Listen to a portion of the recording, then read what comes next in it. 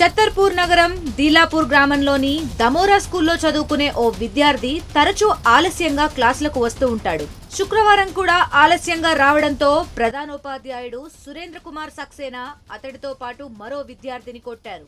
కానీ ఆ పిల్లాడు అవమాన భారాన్ని తట్టుకోలేకపోయాడు. ప్రిన్సిపాల్ ను ఏదో ఒకటి చెయ్యాలని కక్ష కట్టాడు.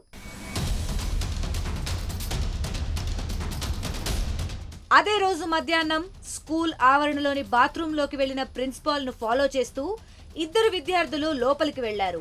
అందులో ఒకరు తన వెంట తెచ్చుకున్న నాటు తుపాకీని ప్రిన్సిపాల్ తలకు గురిపెట్టి కాల్చాడు. అనంతరం అదే ప్రిన్సిపాల్ కు చెందిన ద్విచక్ర వాహనంపై అక్కడి నుంచి పారిపోయాడు. ఉపాధ్యాయులు వచ్చి చూడగా ప్రిన్సిపాల్ రక్తపు మడుగులో విగతజీవిగా కనిపించారు. ఈ మేరకు పోలీసులకు సమాచారం అందించారు. సీసీ ఫుటేజ్ ఆధారంగా పోలీసులు దర్యాప్తు చేపట్టారు.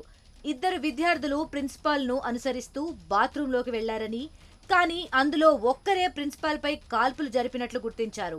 అనంతరం నిందితుడి కోసం ప్రత్యేక బృందాలతో గాలించగా యూపీ సరిహద్దుల్లో దొరికినట్లు ఎస్పీ తెలిపారు. హత్యకు వాడిన తుపాకీతో పాటు ప్రిన్సిపల్ స్కూటర్ ను కూడా స్వాధీనం చేసుకున్నట్లు పేర్కొన్నారు. నిందితులకు తుపాకీ ఎవరిచ్చారు అనే అంశాన్ని కూడా పరిశీలిస్తున్నామన్నారు. నిందితుడు తరచూ స్కూలుకు ఆలస్యంగా వస్తున్నాడని, సరిగ్గా చదువుకునేవాడు కాదని, ఉపాధ్యాయులను లెక్క చేసేవాడు కాదని దర్యాప్తులో తేలింది.